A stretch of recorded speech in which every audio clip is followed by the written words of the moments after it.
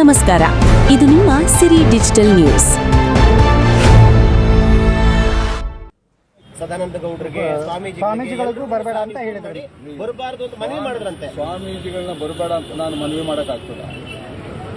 CM ಅನ್ನು ಬರಬೇಡ ಅಂತೇಳಿ ನಾನು ಮನವಿ ಮಾಡೋಕ್ಕಾಗ್ತದ? ಸದಾನಂದ ಗೌಡರಿಗೆ ಹೇಳಿದ್ದೀನಿ, ನೀವು ಒಬ್ಬ BJP ನಾಯಕರಾಗಿ ಕಾಂಗ್ರೆಸ್ ಮೀಟಿಂಗ್ಗೆ ನೀವು ಹೆಂಗೆ ಹೋಗ್ತೀರಿ ಅಂತೇಳಿ. ಅವ್ರ ಬುದ್ಧಿನೂ ಅದೇನೆ, ಸದಾನಂದ ಗೌಡರ ಬುದ್ಧಿನೂ ಹೆಂಗೈತೆ ಅಂದರೆ ವಕ್ರ ಬುದ್ಧಿ. ಅವರು ಕೇಂದ್ರ ಸಚಿವರಾಗಿ ಮುಖ್ಯಮಂತ್ರಿಗಳಾದಾಗ ನಾನು ಬಾಗಿಲು ಕಾಯ್ಕೊಂಡು ಕೂತಿದ್ದಿದ್ದು ಅವ್ರಿಗೆ. ಅರ್ಥವಾಯ್ತಾ? ನಾವು ಹೇಳಿದ್ವಿ, ನಾವು ಪ್ರತಿ ವರ್ಷ ನಾವು ಮಾಡ್ತಾ ಇದ್ದೀವಿ ಅಂತ ಹೇಳಿದ್ರೆ ಇವತ್ತು ಅವ್ರಿಗೆ ಜಾತಿ ಅಭಿಮಾನ ಬಂದ್ಬಿಟ್ಟೈತೆ. ಅವರೇನು ಗೌಡ್ರು, ಅವರು ಸದಾನಂದ ಗೌಡರು. ಮಂಗಳೂರು ಕಡೆಯವ್ರು ಗೌಡ್ರು ಅಂತ ಯಾರು ಹೇಳೋದಿಲ್ಲ. ಏನಿದ್ರು ನಮ್ಮ ಹಳೆ ಮೈಸೂರು ಪ್ರಾಂತವ್ರನ್ನೇ ಒಕ್ಕಲಿಗರು ಅಂತ ಹೇಳ್ತಕ್ಕಂಥದ್ದು. ಸದಾನಂದ ಗೌಡರಿಗೆ ಹೇಳಿದ್ರು ಕೂಡ ಬಂದವ್ರೆ ಅಂತ ಹೇಳಿದ್ರೆ ಅವರು ಕೂಡ ನಾವು ಸಂಸದರ ಥರನೇ ಅವ್ರದ್ದು ಕೂಡ ವರ್ತನೆ ಅಂತ ಹೇಳಿ ಆಗ್ತಾಯಿದೆ. ನಾನು ಅದನ್ನು ಖಂಡಿಸ್ತಾ ಇದ್ದೀನಿ. ಸದಾನಂದ ಗೌಡರು ಇಲ್ಲಿ ಬರಬೇಕಾಗಿತ್ತು. ಜೈ ಶ್ರೀ ಗುರುದೇವ್.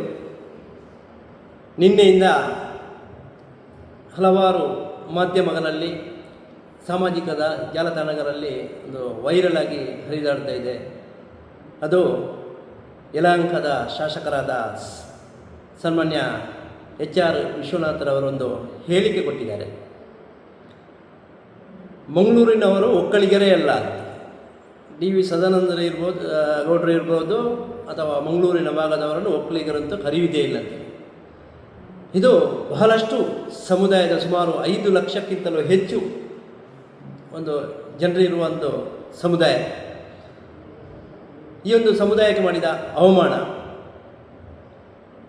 HR ವಿಶ್ವನಾಥ್ ಇವರಿಗೆ ಒಕ್ಕಲಿಗ ಸಮಾಜದ ಬಗ್ಗೆ ಅಥವಾ ಸಮುದಾಯದ ಬಗ್ಗೆ ಅವರಿಗೆ ಸರಿಯಾದ ಮಾಹಿತಿ ಇಲ್ಲ ಅಂತ ಕಾಣ್ತದೆ.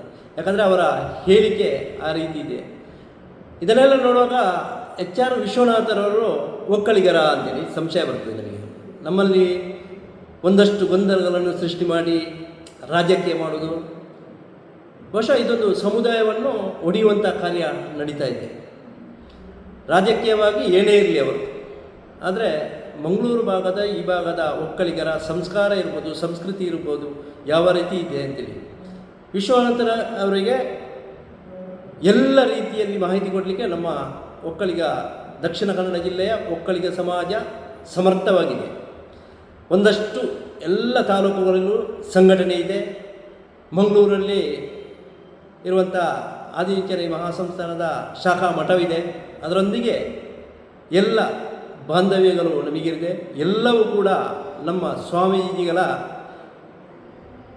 ಮಾರ್ಗದರ್ಶನ ಇರ್ಬೋದು, ಆಶೀರ್ವಾದ ಇರ್ಬೋದು, ಎಲ್ಲವನ್ನೂ ಕೂಡ ಇಲ್ಲಿ ಏನೇ ಇದ್ದರೂ ಕೂಡ ನಾವು ಅವರು ನಮ್ಮ ಮಹಾಗುರುಗಳು, ಅವರ ಮಾರ್ಗದರ್ಶನದಲ್ಲಿ ನಡೀತಾ ಇದೆ.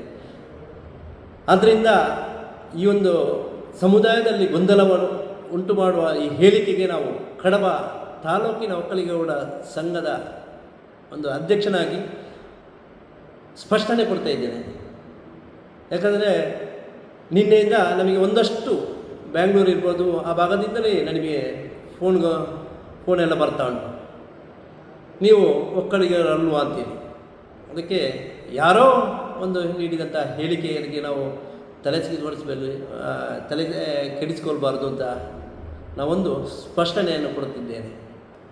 HR ವಿಶ್ವನಾಥರವರೇ, ನೀವೊಬ್ಬರು ಜನಪ್ರತಿನಿಧಿ, ನಿಮಗೆ ನಿಮ್ಮದೇ ಜನಾಂಗದ ಬಗ್ಗೆ ಮಾಹಿತಿ ಕೊರತೆ ಇದೆ. ಆ ದೃಷ್ಟಿಯಲ್ಲಿ ನೀವು ಈ ಭಾಗಕ್ಕೆ, ಮಂಗಳೂರು ಭಾಗಕ್ಕೆ ನೀವು ಬಂದರೆ ನಿಮಗೊಂದು ಬಹಿರಂಗ ವೇದಿಕೆಯನ್ನು ನಾವು ಸಿದ್ಧ ಮಾಡಲಿಕ್ಕೆ ತಯಾರಿದ್ದೇವೆ. ಯಾಕಂದರೆ ನಮ್ಮ ಸಮುದಾಯ ಒಗ್ಗಟ್ಟಾಗಿರಬೇಕು, ಸಮುದಾಯದ ಏಳಿಗೆಗೆ ಬೇಕಾಗಿ ನಾಯಕರು ಇರಬೇಕು ಹೊರತು ಸಮುದಾಯವನ್ನು ಒಡೆಯುವ ಕೆಲಸ ನಡೀಬಾರದು. ಆ ದೃಷ್ಟಿಯಲ್ಲಿ ನಿಮಗಿರುವ ಮಾಹಿತಿಯ ಕೊರತೆಗೆ ನಾವೊಂದು ವೇದಿಕೆ ಸೃಷ್ಟಿ ಮಾಡಿ, ನೀವು ಒಂದಷ್ಟು ಸಮುದಾಯದ ಬಗ್ಗೆ, ಇಲ್ಲಿಯ ಜನರ ಬಗ್ಗೆ, ಇಲ್ಲಿಯ ಜನರ ಸಂಸ್ಕಾರ ಸಂಸ್ಕೃತಿಯ ಬಗ್ಗೆ, ಒಕ್ಕಲಿಗ ಸಮಾಜ ಯಾವ ರೀತಿ ಇದೆ ಎಂಬ ಬಗ್ಗೆ ನೀವು ಸುಮಾರು 5 ಲಕ್ಷಕ್ಕಿಂತಲೂ ಹೆಚ್ಚಿರುವ ಜನಾಂಗದವನ್ನು ನೀವು ಒಕ್ಕಲಿಗರೇ ಅಲ್ಲ ಅಂತ ಹೇಳಿದ ಕಾರಣ ಈ ಒಂದು ಆಹ್ವಾನವನ್ನು ನಿಮಗೆ ನೀಡುತ್ತಾ ಇರುವುದು. ಇದು ನಮ್ಮ ಸಮುದಾಯ ಒಗ್ಗಟ್ಟಾಗಿರಬೇಕೆಂಬ ದೃಷ್ಟಿಯಲ್ಲಿ ಮತ್ತು ನಮ್ಮ ಮಠಗಳು ಮಾಡುವಂಥ ಕಾರ್ಯಗಳಿಗೆ ಅಡ್ಡ ಬರಬಾರದು, ಆ ರೀತಿಯಲ್ಲಿ ನಿಮಗೆ ಈ ಒಂದು ಆಹ್ವಾನವನ್ನು ನೀಡುತ್ತಾ ಇದ್ದೇವೆ.